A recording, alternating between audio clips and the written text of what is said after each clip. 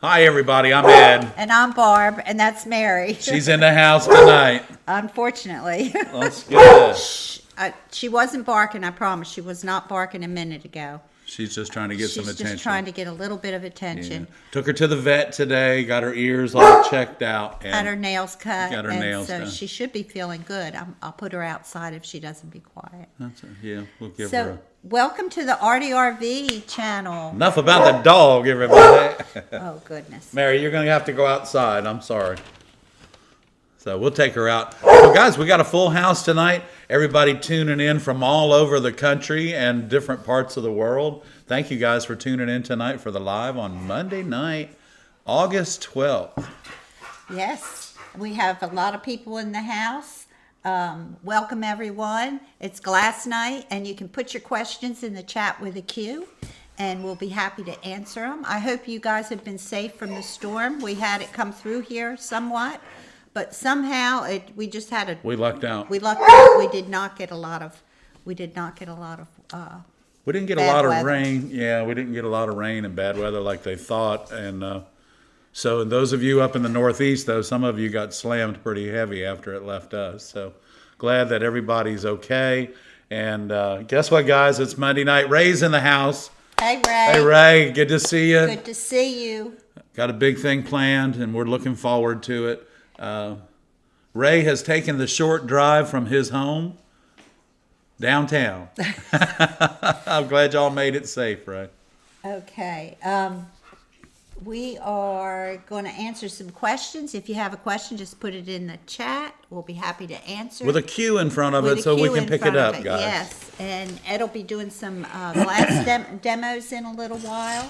Got a pretty yellow glass we're going to cut up tonight. Yeah, pretty yellow. In honor of the sunshine coming out. Yeah, the sun's out here, so we're real happy about it. Taylor, she can have one of those braided things. If she'll be quiet, she can. We got her a braided chicken treat. So, I'm going to go up through here, and the first, yeah, I had a question. I think we did have a question. Ed, did you have a great birthday? There's one. Well, I want to thank everybody out there in YouTube land for all your kind birthday wishes and all the good vibes that I got. I did have a wonderful birthday. And, you know, as we all get older, they come much quicker. So I'm glad I got a break before the next one because this one tired me out. Thank you all for all your kind wishes and everything. Happy birthdays. Happy birthdays. And he had a birthday cake. Oh, I did have a birthday cake. I made him a red velvet cake from scratch. And then, icing, oh my gosh, cream cheese ice cream is so good. He had a little piece about this big. We put it in the freezer, so he's having another piece tonight, and then we'll have some more in the next month or so. Yeah, so we're trying to can't eat that quite. Eat that every night. That's for sure, guys. So, Barb, we got a question. Let's see if we got a question here. This is from Rosie. Hi, Rosie. She wants to incorporate a cluster of bevels in a panel. Her instructor told her that she could solder them together and draw a pattern around them. She showed using copper foil, but Rosie wants to use lead. Will it work? No, Rosie. With lead, it's much more difficult. If you're going to use lead in the window, the way that I do it is I take the pattern that comes with the bevels, lay the bevels in the pattern, and trace the bevels onto the pattern because the pattern and the bevel and the glass doesn't always line up. It's all done with lasers. Your pattern, not their pattern. Yeah, throw their pattern away. Yeah, throw their pattern away. Put your bevels in your pattern and trace around them, and then proceed with the project. But don't, when you're working with lead, you know, when you're working with copper foil and lead mixed, you can copper foil certain pieces, solder them, and then insert them into the lead. But don't solder lead together and then try and insert it into the panel because you need to be able to move everything around a little bit because nothing, especially bevel clusters, fit. So you need to be able to move that around. You need to be able to see what's happening on what's going on with your bevel clusters because, again, they're it's not like they take a lot of time when they're making them. So do make sure, don't use the pattern that comes with it because it's not going to fit.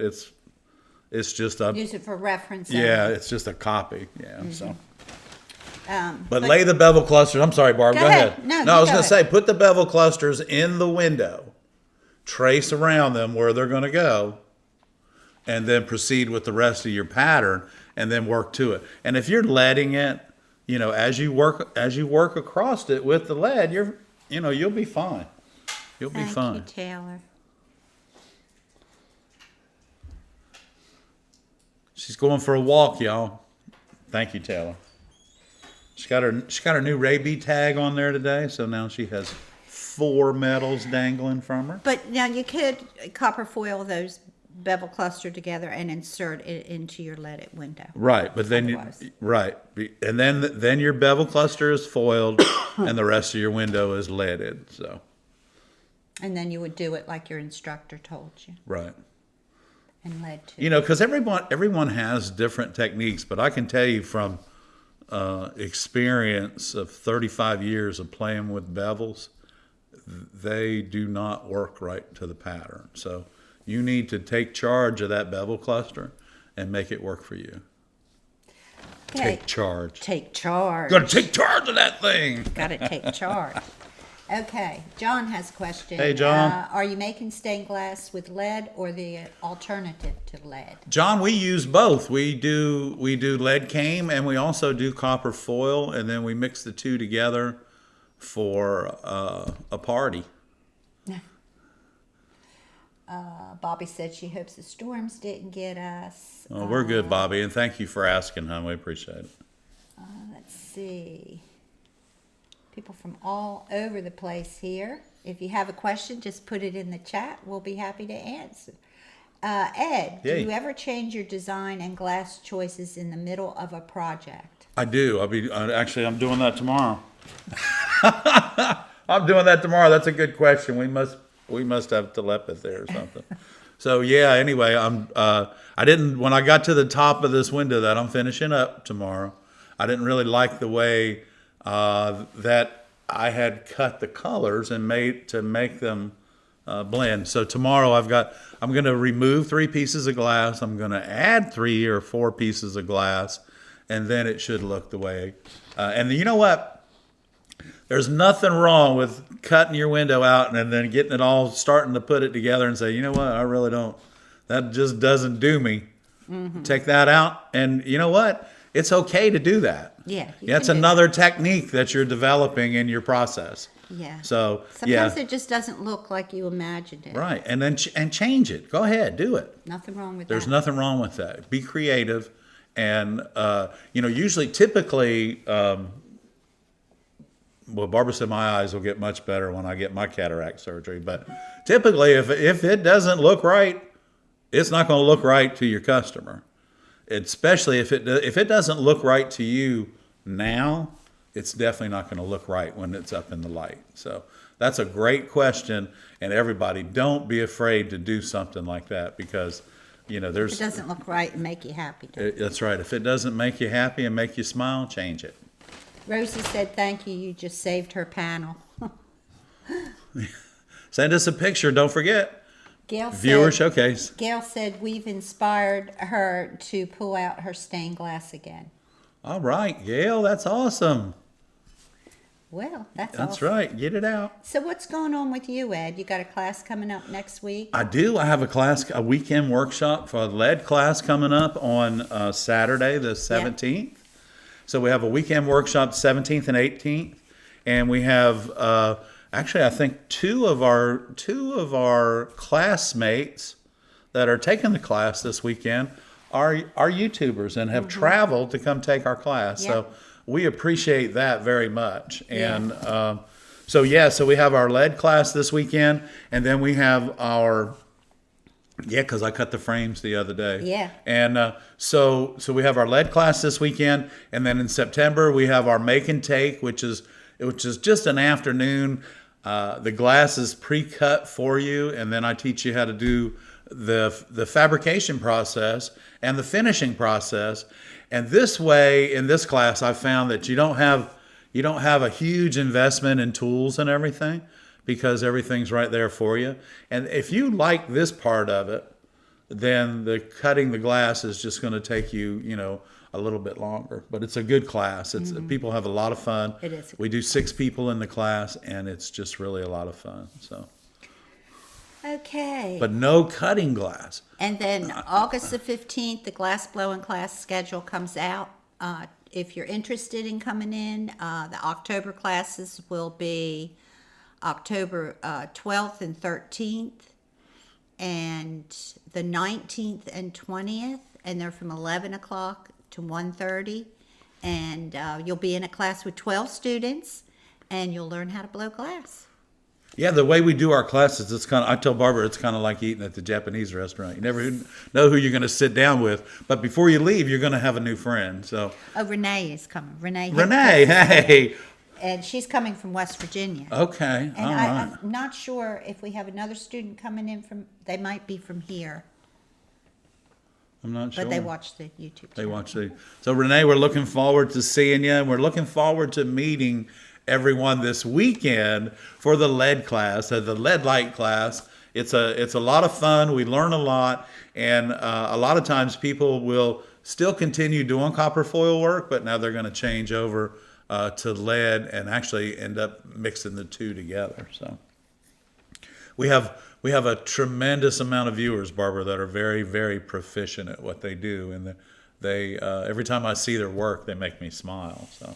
Yeah, and a lot of work it's improved so much since when we first started doing the viewer showcase.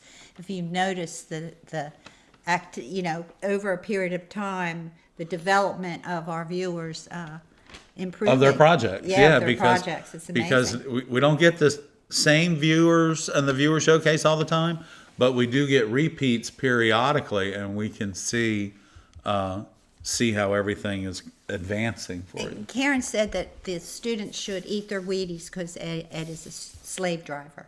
We call him Sarge. Sarge. Well, you know what? Because we only have that 11 and a half hours or whatever it is for the weekend, we do have to work hard, and I'm glad, Karen, that you came and took that class, and you really showed everything, how things are going for you, and how your projects are looking now, and how you're advancing within this art.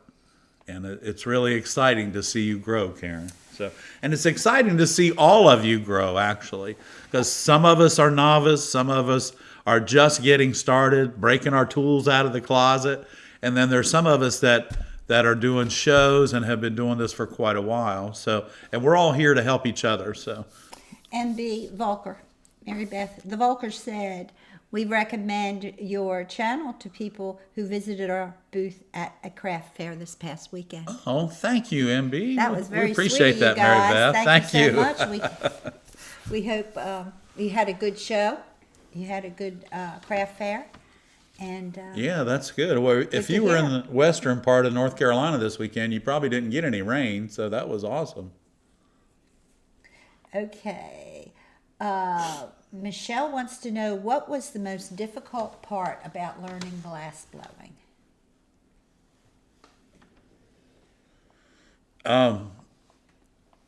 Blowing a bubble. Blowing a bubble, yeah, but we're still learning. After 29 years, we're still learning, not how to blow a bubble, but we're still learning about blowing glass. I think other than being able to actually start the process, which was one of the most difficult parts, was to be able to start the process. The other difficult part about blowing glass, y'all, is to know the temperatures, and because the temperature of the glass dictates the viscosity of it, how fast it moves and how it's cooling and everything. And once you learn those temperatures and how long you can work with the glass before you need to reheat it and things like that, things start to get a little bit easier. But the main thing, the hardest thing to actually get started is that bubble. And once you get that bubble, the initial bubble in the blowpipe, Then you can do what's called a gather over top of that, and then you can start the process. It sounds real easy, just blow a bubble. Yeah. But that bubble has to be Symmetrical. and an even wall. So it can't be a sloppy bubble. It has to be a perfect bubble. If your bubble starts out like that, your vase is going to look like that. So it's Somebody told me that a long time ago. okay. I skipped over a bunch of questions, but I found them. We're coming back, y'all. Does John wants to know, does color get muted when choosing glass textures?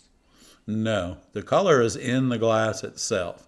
The texture, all it does is create, to me, textures on glass create refraction. Refraction being how the light bounces off of that texture, but it does not make it. The texture shouldn't make the glass hazy or milky or anything like that. Muted. It's No. going to give dark and light shades of the same color, Yeah, that'll basically, do it. depending on time of day and where you're standing. Right. That's the beauty of it. The beauty of textures is that it offers you so much more than just plain glass. Glass Light has a question. Hey, Glass Light. Do you ever use a standing disc to smooth the joints on zinc cane framing? I guess that's where the saw joints? Yeah, where you sawed it. Yeah, standing disc sander. You could. You can use a small file as well. And this past week, I had a lady bring in a zinc framed window that someone had put, just big, goofy looking hooks on it. And of course, one of them came off because that's what it does. And so she brought it to us, and we put it in a wooden frame. But I had to take the grinder out and grind the corners down and knock the solder down and then repatina it so that it would actually fit into the wood. They had bless their hearts, they had a half a pound of solder piled up in the corners. And the reason that I could tell how old it was is because all the solder they use, that's back when solder used to be like $2 a pound.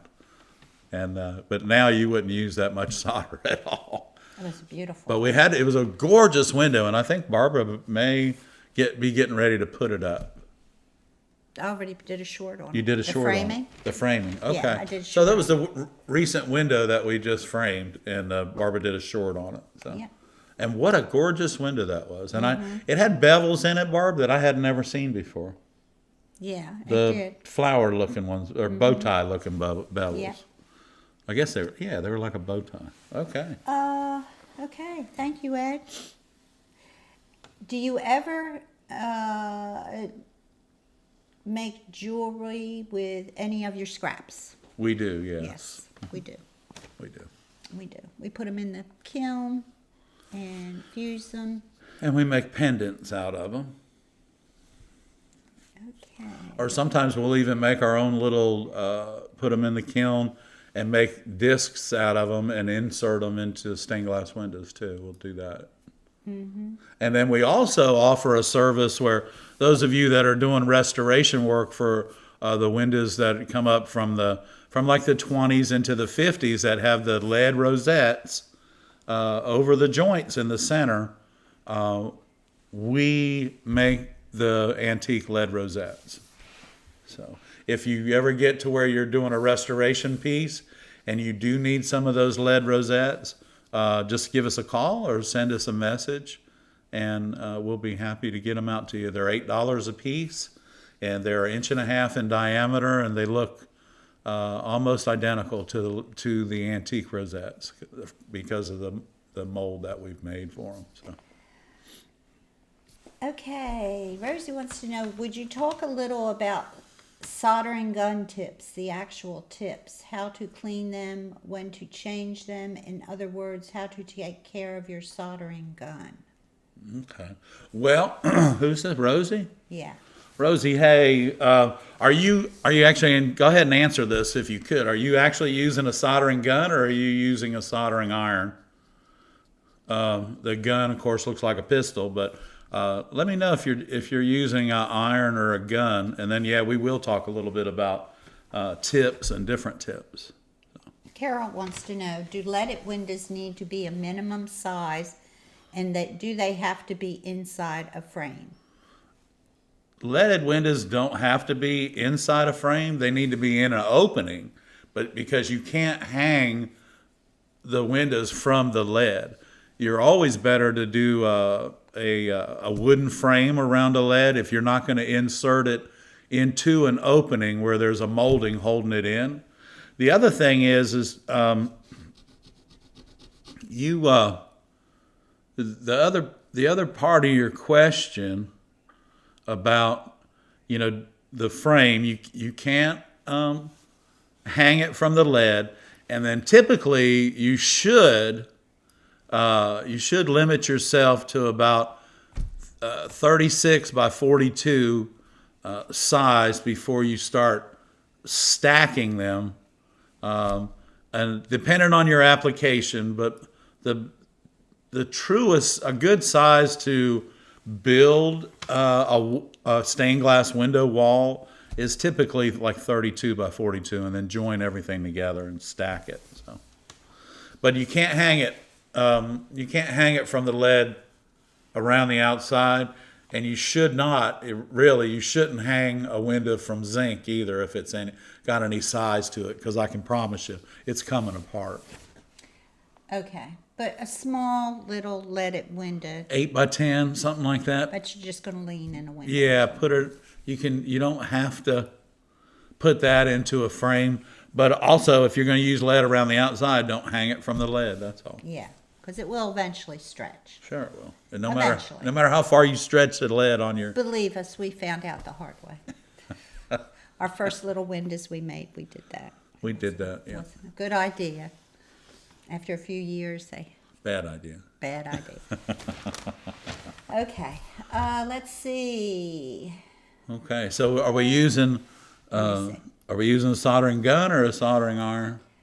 Soldering iron. Okay. Sorry, soldering iron. I inherited a soldering gun with a pointed tip.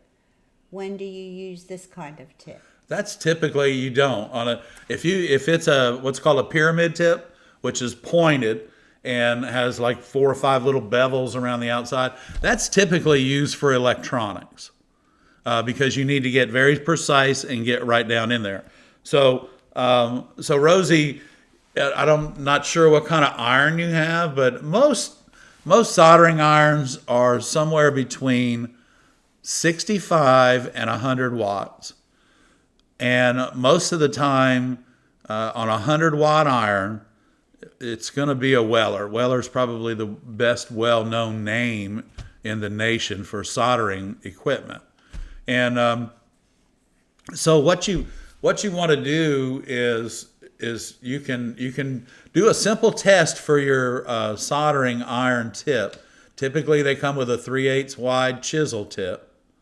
And when you turn your iron on, number one, please make sure that you have a iron temperature controller, because that's going to be the first thing that's going to ruin the tip on your soldering iron, is not having a temperature controller. And it's also going to not make your work look that great because you're going to be working too hot.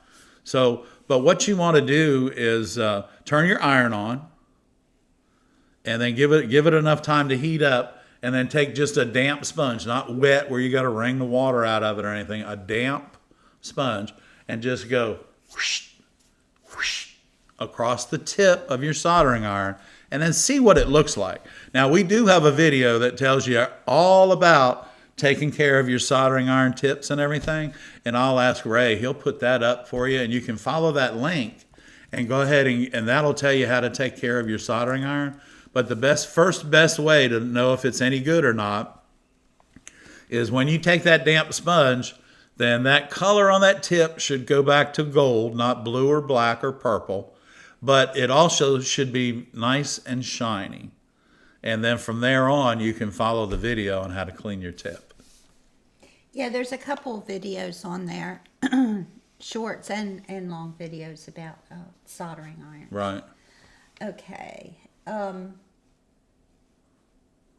Okay. John Hayes said he saw a 70s van that had a tail light that had stained glass in it. Awesome. and he'd like to see you make a taillight stained glass. You know, I do have a lot of, I say a lot, not a lot, but I have several stained glass windows of tigers and elephants riding around the country in the doors of safari motorhomes. So Yeah. yeah. Okay. That's a tricky application, installing stained glass in the doors of a motorhome. Yeah, Michelle's question was about stained glass jewelry, and she was referring to copper foil jewelry. Oh, okay. Yeah, No. we've made it. Well, we have made little it. earrings and necklaces, things like that. I Yeah. used to do beads a long time ago. Right. So, and if you are going to make earrings and things like that are going to touch people's skin out of copper foil, you want to make sure you at least use the 95.5 solder, and if not, the lead-free for sure. So, lead-free solder is going to be a little different to work with than normal solder, but as you work through the process, it's a learning curve of, that's it, that's your learning curve. But once you figure it out, it'll be just fine. Yeah, it's a good use for all those little tiny pieces of glass. Right. Okay, let's see. Oh, have we visited the Corning Museum of Glass? Yes, we have, and many thank you for times. asking. Enjoy every time we go back, it's something new, and now they've got something new there again. I know, we were just there, what, 2 years ago. 2 years ago Yeah. we were there. Yeah. So their new theater is opened up, and The Glass Theater is Glass available. Theater is open. When we were there, they had just opened the contemporary glass gallery in the museum. Mm-hmm. And you guys know me, I'm a glass nerd anyway. So the first thing that I noticed when we went into that section of the museum was how big the windows were, y'all. And I've been, walking downtown New York and seen some big glass in those stores down there. Guys, the glass in the Corning Museum in the new section of the Contemporary Museum is the biggest that I've ever seen.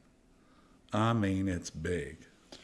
So anyway, that's just me. I'm a glass nerd. Renee's going to be here this week, and she wanted to know the name of the restaurant that we were working on. It's Drunken Jack's. At Drunken Jack's, yes. Merls Inlet. Merls Inlet. Down at Merls Inlet. There you are, Ray.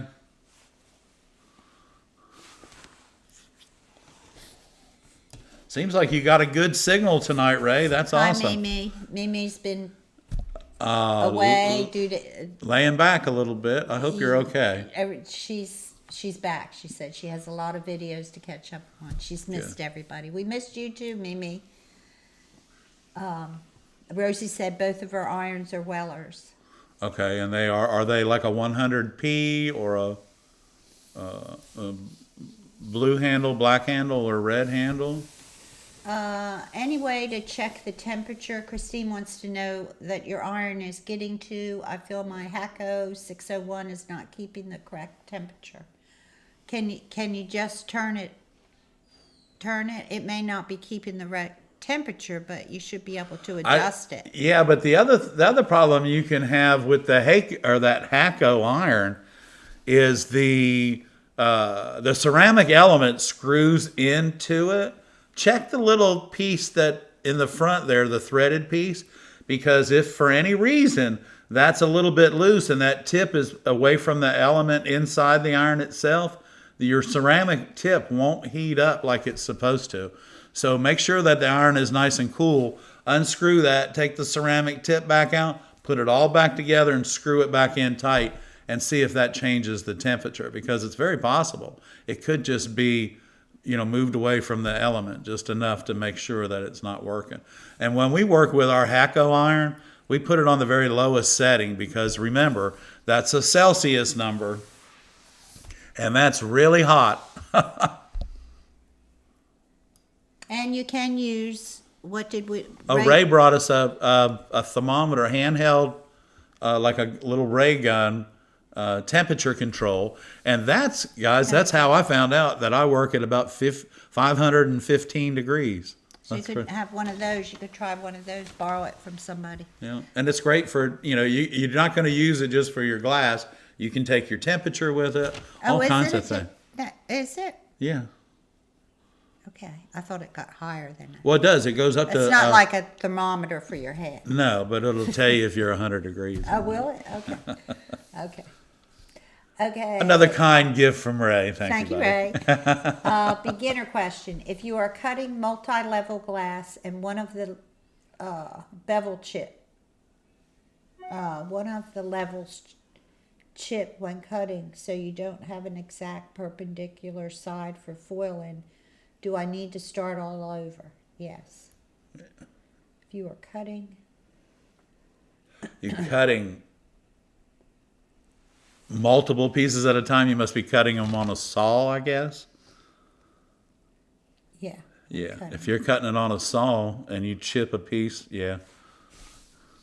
Probably went through an air bubble and didn't see it, and then when you got to the air bubble with the saw blade, it flaked it off. So Yeah, you'll have to cut that one. you'll have to cut that one I'm all not over sure again. what you're at. I'm not sure about the question, but I think Ed answered it. But if we didn't, let us know. Yeah. Okay, Gail wants to know, when will your next classes be available for either copper foil or lead? January. January, February. January, February.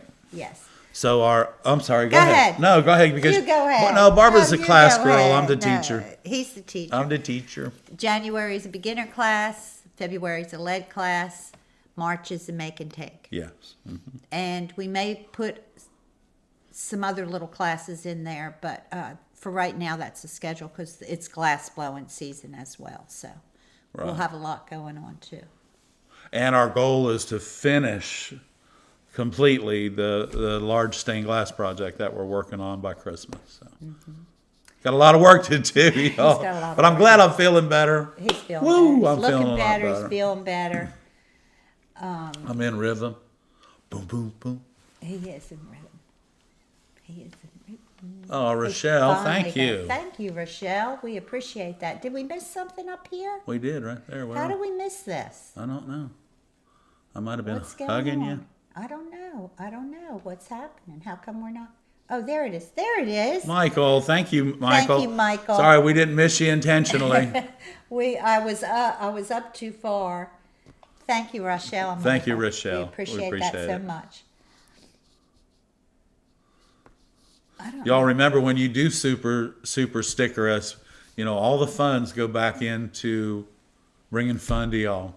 Yeah, go back into the channel. They go back into the channel. So, We're just a little channel. And We're just a so little every channel. little bit helps. right. Every little bit helps because like we've always said, it's not about the money, guys. It's about friendships and being able to chat with you guys. And gosh, we have met some super people. And it's been really fun, hasn't it, for 3 years? Oh, and guess what, guys? By the end of the week, we'll be at 30,000 subscribers. Right now we're at 29,940 and some change. Yeah. So those of you that are out in the wings watching us and haven't subscribed yet, please go ahead and subscribe. Help us get to that 30,000 subscriber goal by this weekend coming up. And it's going to be awesome. I want to give a big shout out to our cousin Kathy down in Florida.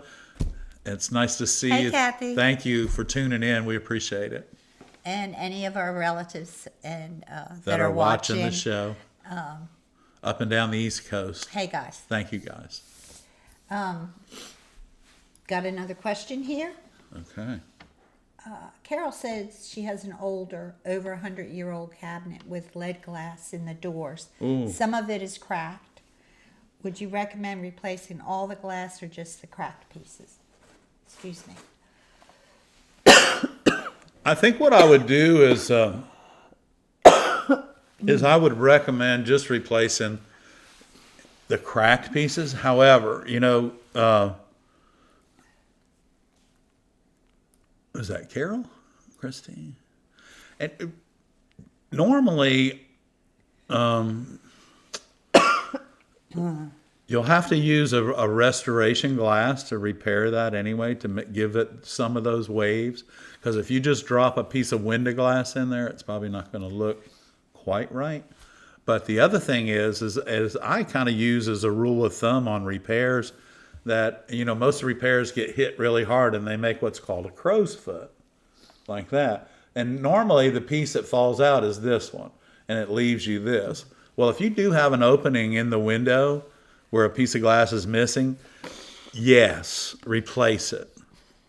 The other thing is if it's a piece of glass that you're going to have trouble finding and it's going to change the entire look of the door itself, cracks aren't bad.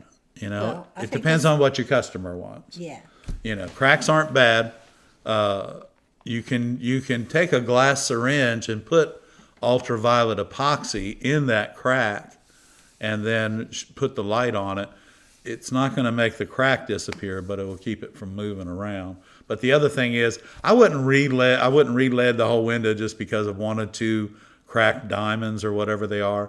I would try and find some restoration glass, which Sunshine and Franklin both carry restoration glass. And what you want to do is it's called the light restoration. If it's about a 1920s window, it's going to be what's classified as light restoration. And then you'd be good to go from there. So, but anyway, yeah, I would just replace the glass. I wouldn't re-lead the whole thing and all that unless it's just really. It's probably, with being in a cabinet and being indoors, it probably doesn't need to be re-leaded. No. But once you get it out of the door and lay it flat, you'll know better about what kind of conditions it's in. Right. But just replace the broken glass and no one will ever know. And make sure if it's because of its age, I'm guessing it's probably held in with what I call furniture tacks, which are nailed in, and they're little heads on them, and then they're nailed in. Make sure you get all those out before you try and pop the window out, because that'll cause you more pieces to break. And check it before you put the window back in too, because sometimes there's stuff in the opening that got left. So, but you can do it. You can do it. Let's see. Can abalone be added to stained glass? Yeah, sure. It can. Sure. Yep. I'd like to take a 12 by 12 sheet of fusible glass and use stringers and a torch to make a picture. Is that possible? Not on a... Yes. Yeah, it's possible, but you got to heat the stringers up. But you have to... Yeah, you can't just stick some stringers on a piece of glass. No. What you have to do is do all your work with your stringers, put your piece of glass in the kiln, put your stringers down on it, and then fuse it. Yeah. Yeah. So do your I thought he meant, can I just take some stringers and shoot them to the glass? You can't do that. It's not going to stick. But you can do a picture with stringers. Sure. And then put it on your glass and fuse it. It's not going to stick on there while you're using it. Right, until you fuse it. Right. Yeah. Because once you put that torch on that piece of 12 by 12, it's going to pop. And you got to make sure all your glasses are compatible. Your stringers need to be able to work with your 12 by 12. Whether it's tested compatible by Bullseye or Oceanside or... Christine said it feels like it's getting too hot. Is she talking about her soldering iron? Yeah, I'd just turn it down and... see if that helps. Just don't go by the temperature it's showing you. No, is this the Hako? I think the so. Hako? I think turn your Hako iron all the way down. I think it's 361 or 41. I don't have my Hako here. It's at the shop, but I'd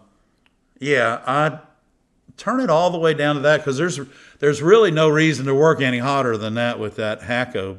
And again, like I said, you're working with Celsius. So yeah, turn it all the way down, and if that doesn't help, I would contact the manufacturer. Definitely. Yeah, and send it back.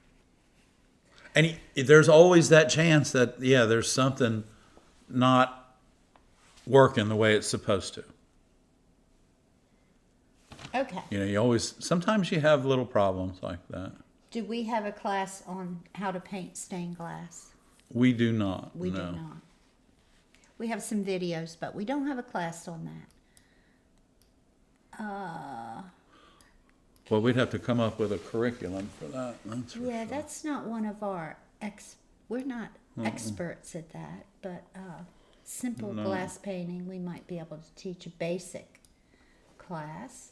Yeah, like tracing and shadowing maybe or something. Can you recommend, this is from Mary Beth, can you MB. recommend a matte finish black glass? We make stocking ornaments with presents sticking out of the top and would like to make some naughty stockings with coal instead of presents. Hey, Mary Beth, you're not going to find, well, you can make your own because you fuse.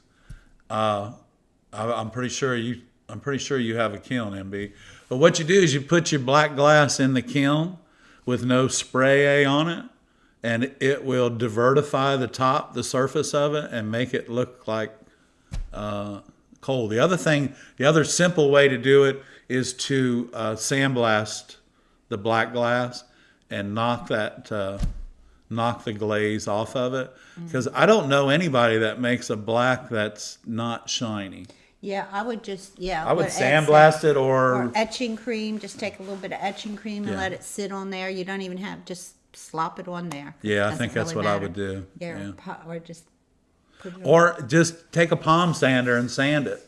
Because there's a couple different ways that you can matte that glass, Mary Beth, and make it look completely different and make people say, how'd she do that? I've never seen any black glass like that. That sounds like a cute idea. Okay, Rosie wants to know where can I get a temperature control for a Weller 100 watt iron? Any of the temperature controls that are on our shopping page at our website, Amazon page. Amazon shopping page. At the tools that I recommend that we use in our studio, Barb and I use them, are right there. And the wattage controller is really a must with your soldering tools. And it's universal for all irons. For all, you don't need a special one. You just but need just don't use it with the Hacko with the rheostat in it. Right. Yeah. And that Amazon store link is in the description of this video, of this live stream. Look in the description. All of our links are in the descriptions. Yeah. Okay. Yeah, if you guys like this video, please hit the like button and give us a thumbs up. And if you haven't subscribed, please subscribe. That's right. Because remember, guys, the thumb is our favorite finger. Okay. All right. All right. Okay. Thank you, guys. Carla. Where do you buy the copper hinges that you use for the jewelry box? I get them from either Sunshine Glass or Franklin. Any of your brick and mortar stores are going to have the two-part hinge that you use for your jewelry boxes. Have you made anything for a notable person or organization? Yeah. Well, let's see. We made some stained glass windows for Michael Caine's house down in Hilton Head Island, South Carolina, and those were probably the most difficult ones to install because they were installed in stone, guys. Oh my gosh. And they were in bathrooms. What a beautiful house, huh? And we made an ornament for the White House In 2010. 2010. And I don't know. We made stained glass windows for our former governor, Carroll Campbell, at his house down in Debadew. We worked in Michael. I'm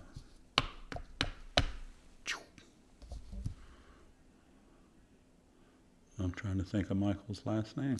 Anyway, we worked in his home before, the repairing movie stained star glass. Yeah, that lived in that neighborhood? Yeah. I don't remember either. But anyway, him.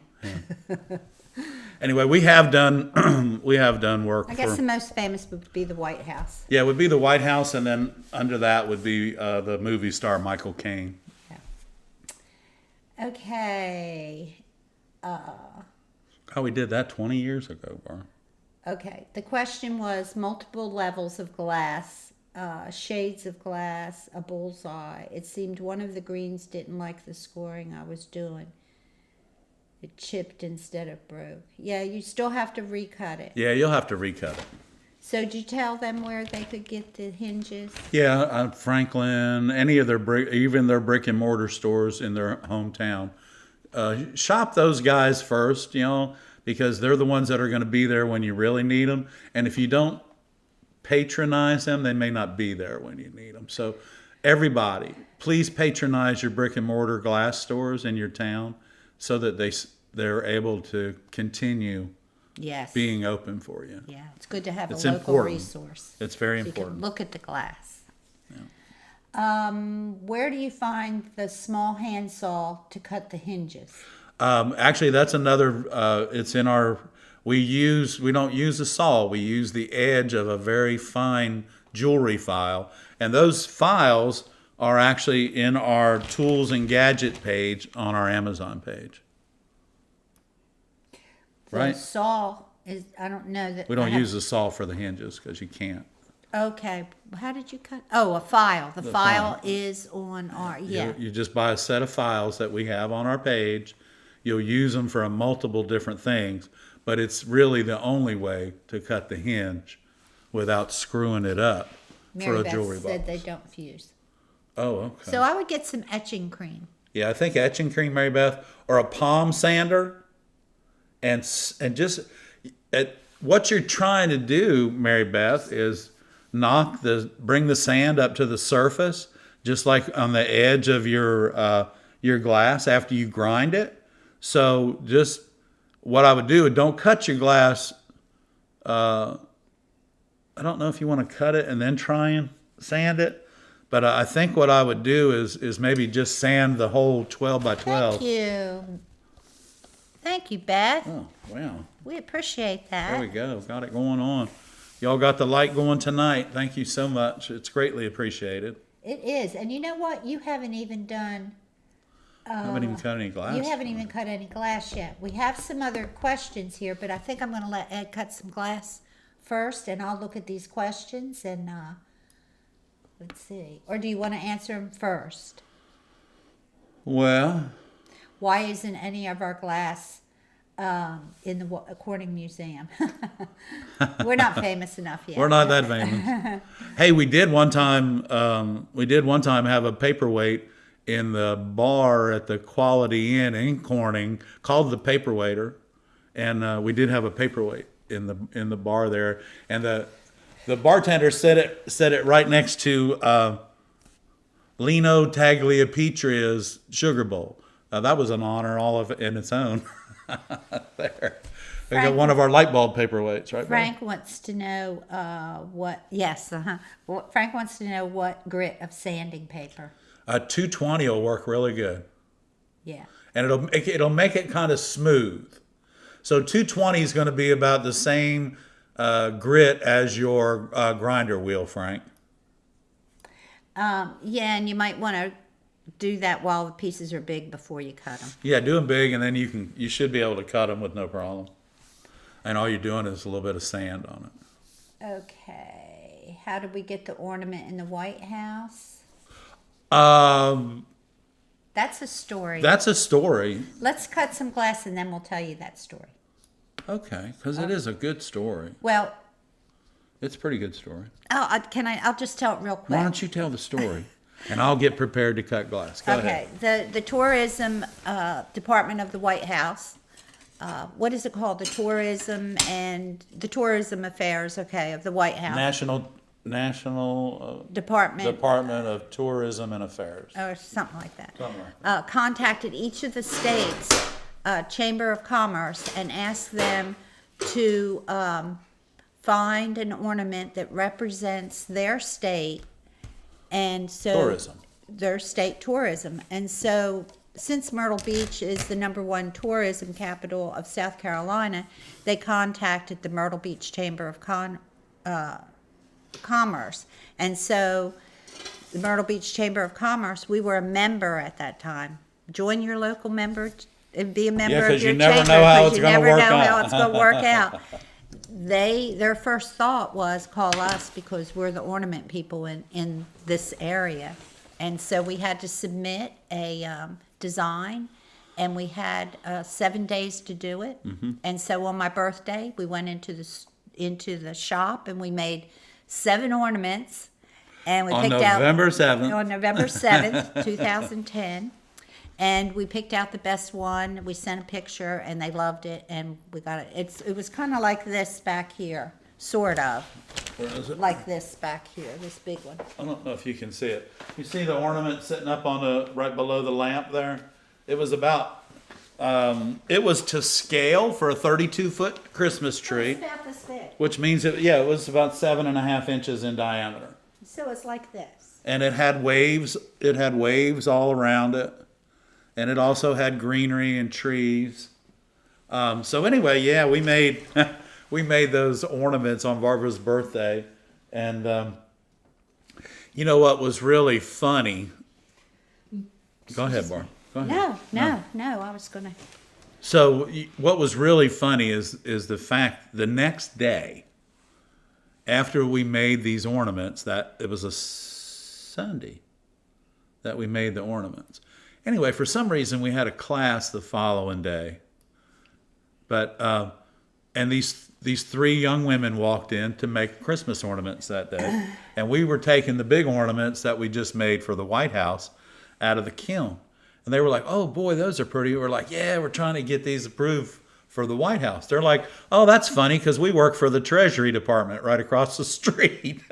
And she said, the one lady said it is so comical to watch them take the door, open the doors, bring the transoms open, and take these huge Christmas trees into the White House for the holidays. And she said it's just from her window, it's not really comical because it's a lot of work, but she said it's really something to see. So it was kind of weird.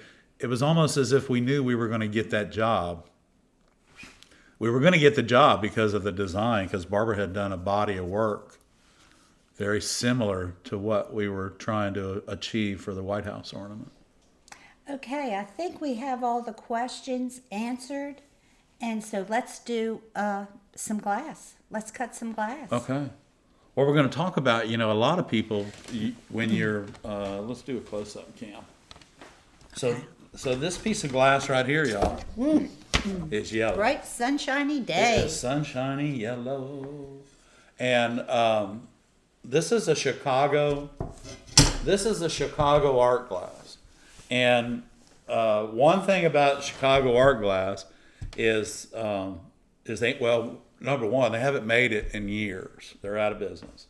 Number two, the reason I think they went out of business is they limited themselves to sheet sizes. But the other thing is they had probably the crummiest annealing process in the industry. And but the Chicago art glass that they did make was beautiful for Tiffany reproduction stuff. Very similar to Yakagani and Ouroboros, but on way on the other end of the spectrum as far as their annealing process. So this is a yellow. It's a semi-transparent. It's mottled, which you can see the models right there. See them? See the models through that? It's really a pretty glass. And y'all, I don't know why my fingers are so dark, but my hands are clean. But anyway, so I want you to hear this. If you say so. I want you to hear this because you're not going to hear it. It's very dense. And I'm using my Silberschnitt 2000 on this. And remember, this head doesn't depress. But I want you to listen to the no noise.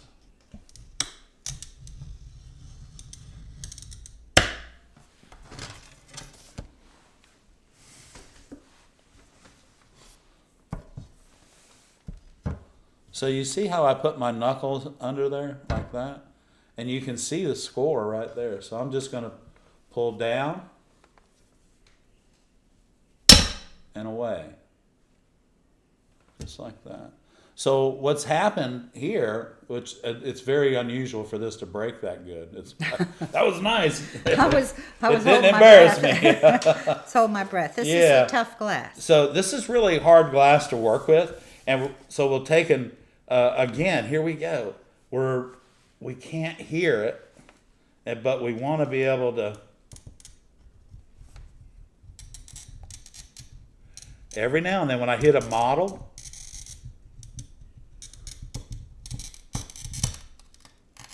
and a hole, and then you just drive right out of it.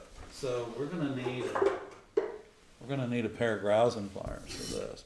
Now the hole that I went into is right here. See that? Now I can almost bet you that when I pull down on my grousing pliers, if I pulled down right here, it would break funny because it would come off of this and go that way. So what I'm gonna do though is I'm gonna put my pliers on top of that mark there, and I'm gonna pull down just a little bit. Now, did you see that? Let me see if I can show you the run. You can see it. You see the run? Okay, so I'm gonna get in behind it. I'm gonna pull down again. Do you see the run? Now it's all the way right here. Stay behind it. Oh, there you go, see? So it's right there. And that was another little hole right there. So what the guy said, he had trouble with his green glass. It flaked when he was scoring it. Well, you know, if you get a hole, you get a pocket, you can really mess things up. Yeah, that was kind of like the question. So I'll take my silver snits and let's see if we can run this. Ooh, make sure with your silver snits, guys, make sure that that block right there is perfectly square across. And then remember,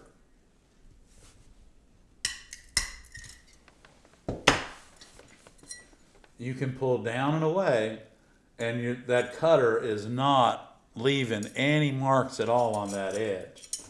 So when you hear this cutter,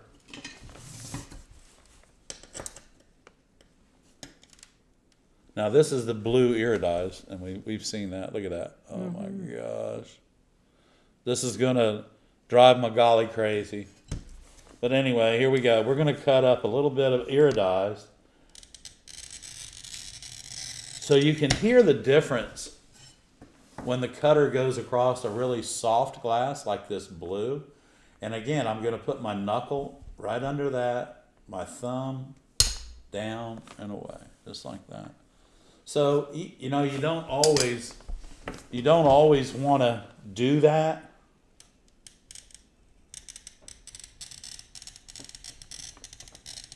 Because they make these hand tools for you, and they make them for a reason. And remember, guys, whenever you're breaking glass using your grousing pliers, please don't ever go right to the end there. Always come in just a little bit. Make sure the angle of your jaw on your plier is running parallel to the glass score, and you're going to pull down and away. Beautiful. Now remember, you see, I just hold the glass with my pliers. Okay, so this is the pressure I have on my grousing pliers, or my grousing pliers.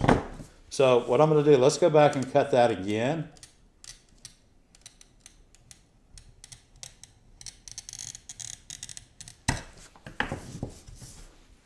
Now I'm going to change hands because I'm changing ends. Magali's been quiet all night until now because I was just thinking, where's Magali? Oh, it's funny. So again, you see that? You see, I'm just holding on to it. That's the same piece of blue you've been cutting on them. Yeah, it's the same piece of blue, but it's not the fact that it's the same piece of blue. It's the fact that we're learning how to cut glass. I know. And that we are Magali, I'm not gonna do anything with this piece for you tonight. I'm gonna save that for next week.